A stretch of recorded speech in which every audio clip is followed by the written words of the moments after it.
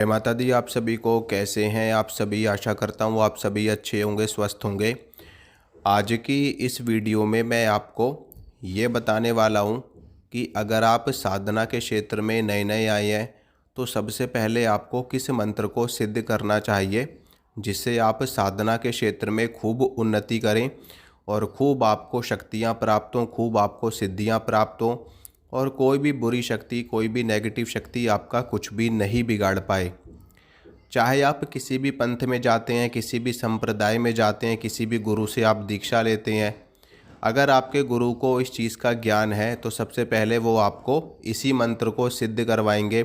और इस मंत्र को सिद्ध करना बहुत ही ज़्यादा ज़रूरी होता है उस साधक के लिए जो तंत्र साधनाएं करते हैं। विशेष रूप से तंत्र साधनाओं के लिए इस मंत्र को सिद्ध करना बहुत ही ज़्यादा ज़रूरी होता है।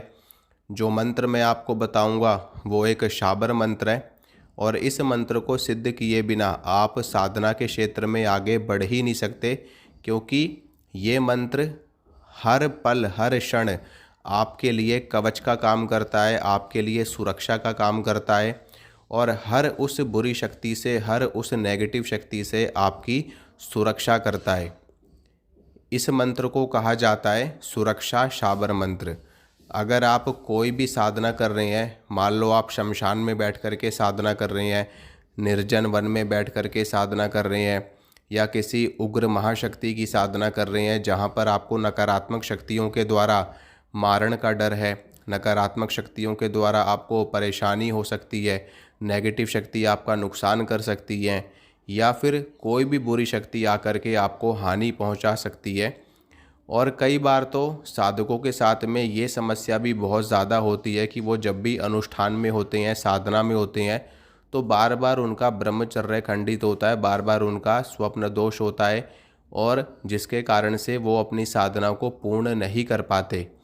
तो ऐसे समय पर ये मंत्र आपके लिए ब्रह्मास्त्र की तरह कार्य करता है। इसलिए प्रत्येक साधक को, चाहे उसने गुरु दीक्षा ली हो या गुरु दीक्षा ना ली हो, इस मंत्र को जरूर सिद्ध करना चाहिए और अपने गुरु से ये मंत्र जरूर मांगना चाहिए।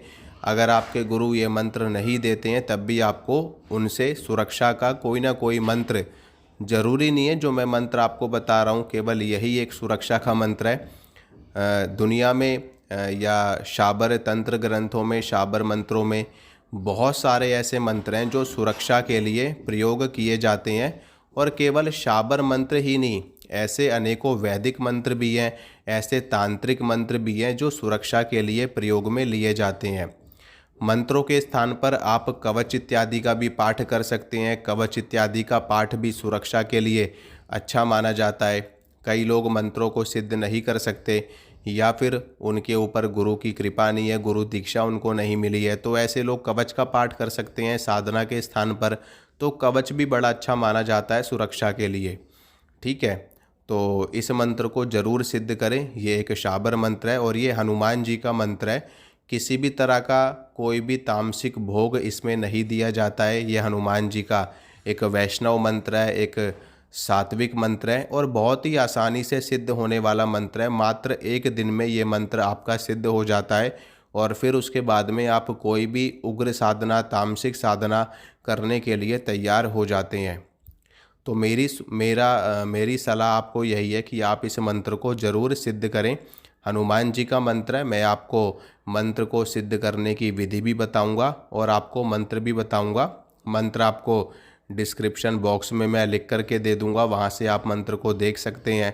ठीक है, और मंत्र को आप आराम से सिद्ध करिए। उसके बाद आप कोई भी साधना, चाहे माता काली की साधना हो, माता बगलामुखी की साधना हो, भैरव जी की साधना हो, मसान की हो या मसानी शक्ति की साधना हो, या आप 10 महाविद्याओं की साधना कर रहे हैं, किसी भी यक्षिणी की साधना कर रहे हैं, किसी भूत प्रेत जिंद मसान की साधना कर रहे हैं, या किसी भी शक्ति को आप जागृत कर रहे हैं, इस मंत्र को आप पहले पढ़ करके अपनी सुरक्षा करिए। उसके बाद में आप साधना करिए ताकि कोई भी बाहरी शक्ति, कोई भी नेगेटिव शक्ति आपकी साधना को खंडित ना करे, आपको नुकसान ना पहुंचाए। तो चलिए मैं आपको सबसे पहले मंत्र बता देता हूँ, उसके बाद में फिर इसको सिद्ध करने की विधि बताता हूँ।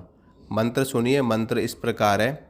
ओम गुरुजी को आदेश, गुरुजी को प्रणाम, धरती माता धरती पिता धरती धरे न धीर, बाजे श्रृंगी बाजे तुरतुरी, आया गोरखनाथ मीन का पुत मुंज का छड़ा, लोहे का कड़ा हमारी पीठ पीछे यति हनुमंत खड़ा, शब्द साचा पिंड कांचा स्फुरो मंत्र ईश्वरो वाचा। एक बार मंत्र दोबारा से बोल देता हूँ। ओम गुरु जी को आदेश, गुरु जी को प्रणाम, धरती माता धरती पिता धरती धरे न धीर, बाजे श्रृंगी बाजे तुरतुरी, आया गोरखनाथ मीन का पुत मुंज का छड़ा, लोहे का कड़ा हमारी पीठ पीछे यति हनुमंत खड़ा, शब्द साचा पिंड कांचा फुरो मंत्र ईश्वर वाचा।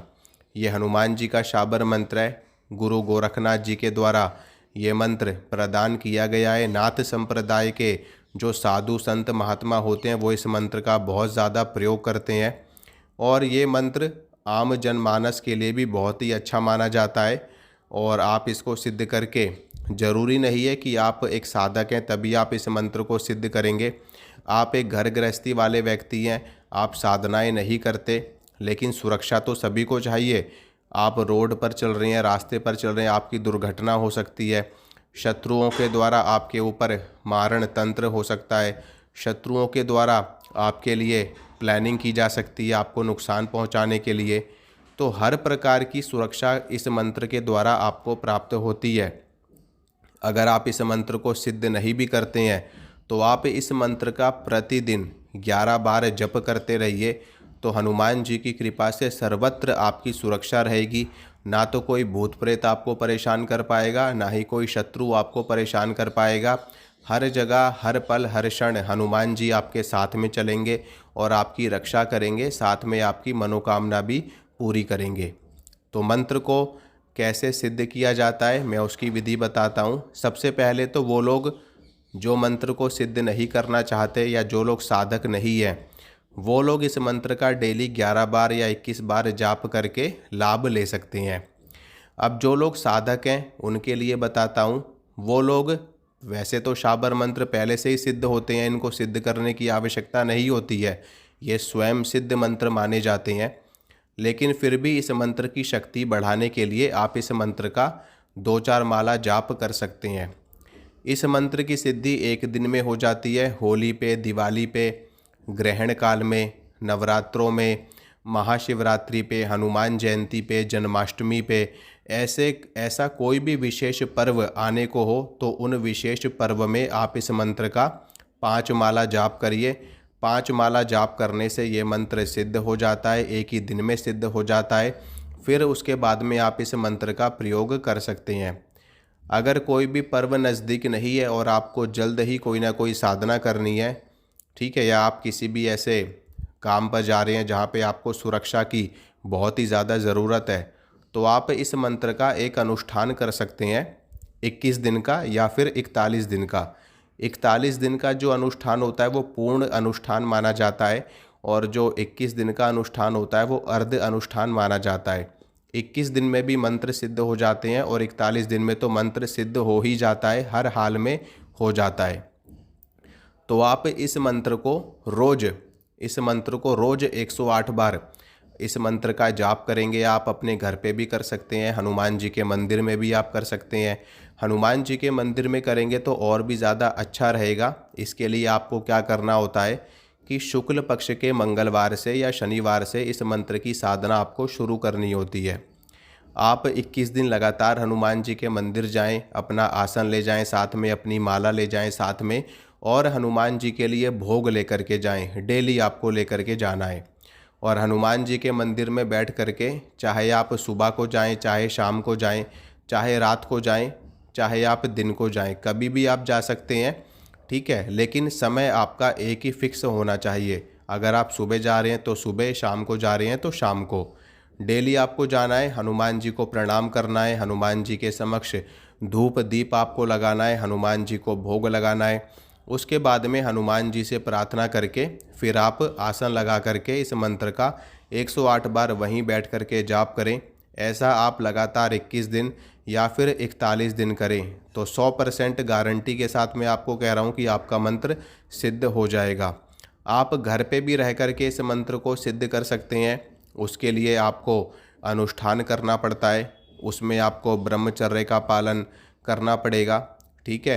ब्रह्मचर्य का पालन तो सबसे ज़्यादा अनिवार्य है, साथ में प्याज लहसुन का परहेज, जो मैंने अभी आपको 21 दिन की विधि बताई मंदिर वाली, उसमें भी आपको सेम ब्रह्मचर्य का पालन करना है और प्याज लहसुन का आपको परहेज करना है, तभी आपको मंत्र की सिद्धि होगी, अन्यथा नहीं होगी। ठीक है। परहेज करते हुए आपको इस मंत्र का अनुष्ठान आपको करना है। जब तक आपका अनुष्ठान चलेगा तब तक आपको हनुमान जी के सामने तिल के तेल का दीपक जलाना है। घी का दीपक भी आप लगा सकते हैं, चमेली के तेल का दीपक भी आप लगा सकते हैं। हनुमान जी को चोला आपको अर्पित करना है, जनेऊ अर्पित करने हैं, प्रसाद अर्पित करना है, और फिर आप संकल्प करके हनुमान जी से प्रार्थना करके, राम जी से प्रार्थना करके, आज्ञा लेकर के इस मंत्र का आप जाप करेंगे तो ये मंत्र आपका सिद्ध हो जाएगा। घर पे भी आप 21 दिन में कर सकते हैं या फिर 41 दिन में कर सकते हैं। मंत्र आपका सिद्ध हो जाएगा, पर नियम आपको करने पड़ेंगे, जैसे कि जो अनुष्ठान के नियम होते हैं, ब्रह्मचर्य का पालन, प्याज लहसुन का परहेज, ठीक है, और भूमि शयन अगर आप कर सको तो बहुत ही अच्छा है, नहीं तो आप अलग से भी अपना बिस्तर लगा करके सो सकते हैं, कोई भी दिक्कत वाली बात नहीं है। भोग इसमें हनुमान जी को डेली लगेगा। पहले दिन आप हनुमान जी को 5 बूंदी के लड्डू और 1 मीठा पान इसका भोग लगाइए। उसके बाद में फिर आप डेली हनुमान जी को गुड़ चने का भोग लगा सकते हैं या लौंग बतासे का भोग आप लगा सकते हैं। अगर आपका सामर्थ्य है तो आप डेली लड्डू का भोग लगाइए। अगर आपका सामर्थ्य नहीं है तो आप गुड़ चने का भोग डेली लगाते रहिए हनुमान जी को, या फिर पंचमेवे का भोग आप डेली हनुमान जी को लगा सकते हैं। पहले दिन और अनुष्ठान के आखिरी दिन आपको लड्डू का और मीठे पान का भोग हनुमान जी को लगाना है। डेली हनुमान जी के मंत्र का जाप करना है 108 बार, और राम नाम की भी एक माला आपको निकालनी है। इससे आपका मंत्र और भी जल्दी सिद्ध हो जाता है। जब आपका मंत्र सिद्ध हो जाता है तो फिर उसके बाद में मंत्र को प्रयोग करना होता है। प्रयोग कैसे करते हैं वो मैं आपको बताता हूँ। देखिए, जब भी मंत्र का प्रयोग आपको करना हो, मंत्र को आपको 11 बार जपना है। 11 बार जपने के बाद में अपने शरीर पे आपको फूंक मारनी है। ठीक है, अपने दोनों हाथों पे आपको फूंक मारनी है, और फिर अपने दोनों हाथ पूरे शरीर के ऊपर आपको फेर लेने हैं। जब भी साधना करने के लिए बैठो उससे पहले इस प्रकार से अपनी सुरक्षा आप कर सकते हैं। इससे साधना में किसी भी प्रकार का विघ्न नहीं आता और कोई भी शक्ति आपको नुकसान नहीं पहुंचा पाती। तो इस तरीके से इस विधि से आप मंत्र को जप करके सिद्ध कर लीजिए, फिर उसके बाद में आप मंत्र का प्रयोग कर सकते हैं। माता रानी आप सभी का मंगल करें। जय माता रानी की।